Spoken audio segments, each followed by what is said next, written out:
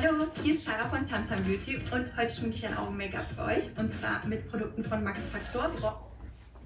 Hallo, hier ist Max von Max Lang Weightlifting und ich zeige euch heute ein paar Schuhe von Nike.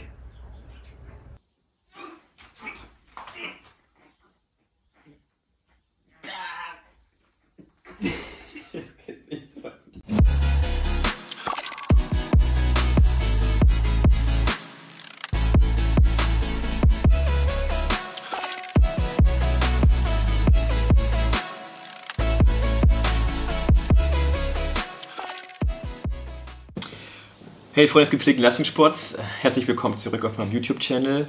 Zuerst mal hoffe ich, dass es euch allen gut geht. Und als nächstes, ja, es gibt Grund zur Freude, weil wir haben einen neuen Schuh, nämlich den Romaleo 4 von Nike, den ich heute tatsächlich auch zum ersten Mal in live sehe. Kein Prototyp, nichts, sondern so wird er auf den Markt kommen. Und ja, deswegen gibt es heute ein kleines Review und wir durchleuchten mal die eine oder andere Sache, die sich geändert hat zum Vorgängermodell. Und ja, viel Spaß dabei. Wie ihr sehen könnt, habe ich mein Kinderzimmer nochmal auf den Kopf gestellt und alle Nike Romaleos ausgepackt, die ich da hatte. Das ist nicht mein aktuelles Paar, das ist das vorletzte Paar.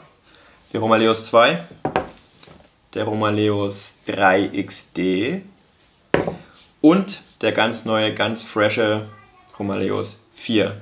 Den Dreier, der fehlt jetzt hier tatsächlich, liegt aber daran, dass ich ihn nicht hier habe. Aber eigentlich dreht sich doch alles nur um die Frage, wie nah kommt das aktuelle Modell dem Romaleos 2. Deswegen, das ist nicht aktuell, weg. So, fangen wir mit der Optik an.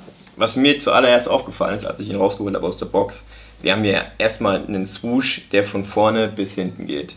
Da war beim Romaleos 2, da hat man dann noch ein bisschen gespart. Ich brauche jetzt nicht so einen riesig großen Swoosh, aber es soll Leute geben, denen gefällt das.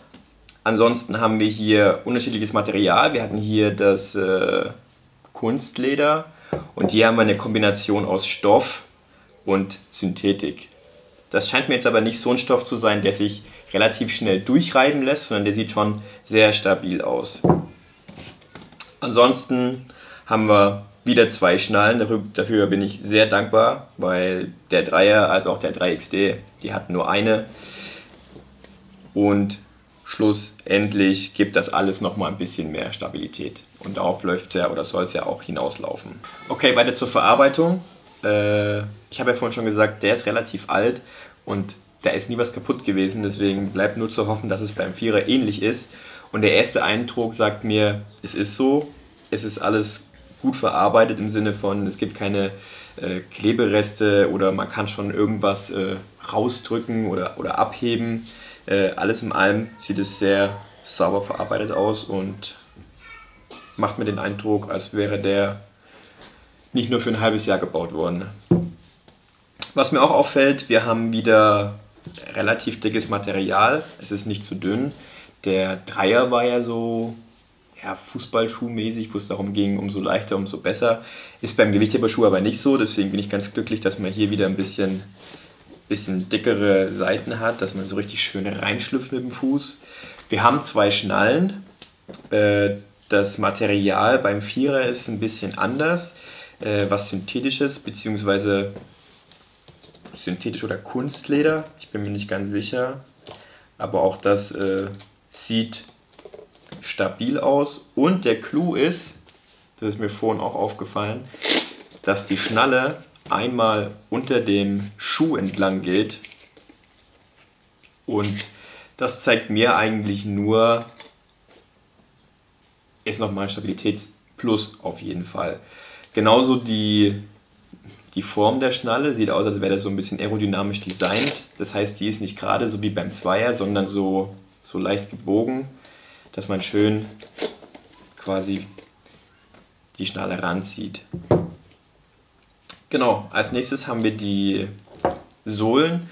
Und da muss ich sagen, von der Sohle her sieht der Vierer um einiges brachialer aus als der Zweier. Wir haben die Power Bridge wieder dabei und beim Vierer ganz markant diese Kanten in der Sohle. Und die Kanten bieten einfach noch mehr Stabilität. Auch wenn man kaum stabiler sein kann als beim Zweier, denke ich, dass der Vierer da auf jeden Fall nochmal eine Schippe draufgelegt hat. Auch von hinten sieht der Vierer sehr stabil aus, ähnlich wie beim Zweier. Hier ist alles sehr gut verklebt oder halt genäht,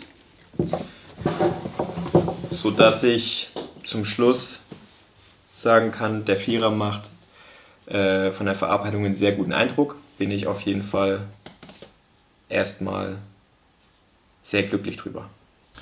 In Sachen technische Daten ist es ja immer wichtig zu wissen, wie hat sich die Höhe der Ferse verändert. Wir haben ein bisschen recherchiert, wir haben aber nichts dazu gefunden. Das Einzige, was ich euch sagen kann, ich bilde mir ein, und ich habe eigentlich recht gute Augen, dass wenn man die Schuhe vergleicht, ich fast der Meinung bin, dass der Vierer eventuell ein bisschen höher steht als der Zweier. Kann aber auch sein, ich irre mich, weil es ist relativ schwer zu sehen.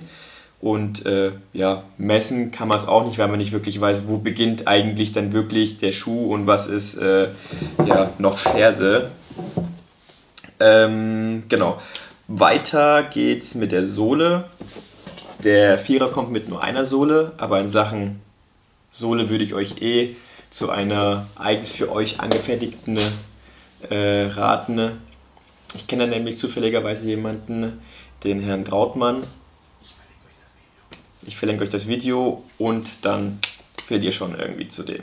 Der macht euch auf jeden Fall perverse Einlagen. Vom Gewicht her sind beide Schuhe so gut wie gleich. Ich glaube vorhin, ich habe gewogen 415, 413, das ist pipapo ungefähr dasselbe. Ich kann nur dazu sagen, gerade der Dreier war ja exorbitant viel leichter mit knapp 370 Gramm. Und ich bin der Meinung, ein Gewichtheberschuh muss nicht leicht sein. Ein Fußballschuh muss vielleicht leicht sein, aber ein Gewichtheberschuh nicht, weil der muss einfach stabil sein. Und wenn ich weiß, okay, der wiegt jetzt nicht so viel, dann ist da auch nicht so viel Material drin. Wir haben wieder die Power Bridge am Start, was ich sehr gut finde. Und wie vorhin schon bei der Verarbeitung kurz angesprochen, die Sohle ist, glaube ich, von der Auflagefläche insgesamt sogar ein bisschen größer als beim Zweier. Dann eine Sache, die ich auch noch als sehr wichtig erachte, und das habe ich gesehen beim Christoph Trautmann, eben der Experte für Einlagen, die Stabilität der Sohle.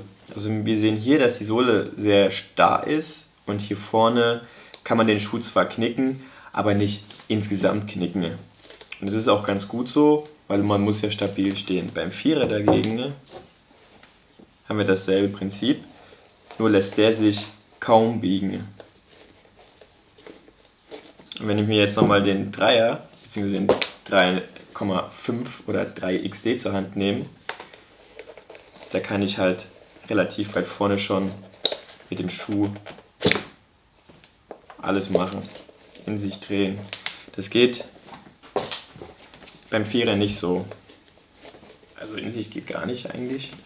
Und hey, das ist Stabilität ohne Ende. Finde ich richtig gut. So, Fazit. Der Schuh macht einen stabilen Eindruck. Das ist meiner Meinung nach auch das Wichtigste. Also da spielt die Optik gar nicht so eine große Rolle. Und die Sohle ist vor allem stabil. Aber das ganze Gequatsche bringt ja nichts, wenn ich ihn noch nicht anhatte und noch nicht damit trainieren konnte. Weil es aber aktuell ein bisschen schwer ist, müssen wir da noch ein bisschen warten und machen dann auch noch ein zweites Video draus. Den wird es ab dem 1. Mai im German Weightlifting Shop geben für 199,99 €. Und, zählt der Code?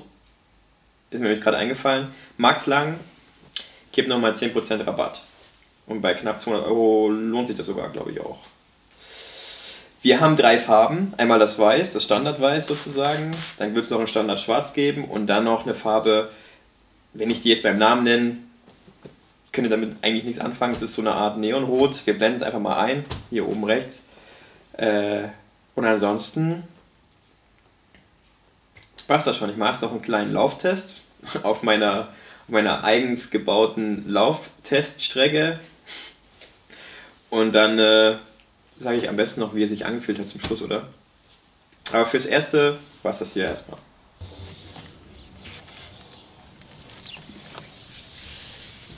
So, und jetzt machen wir einen kleinen Lauftest.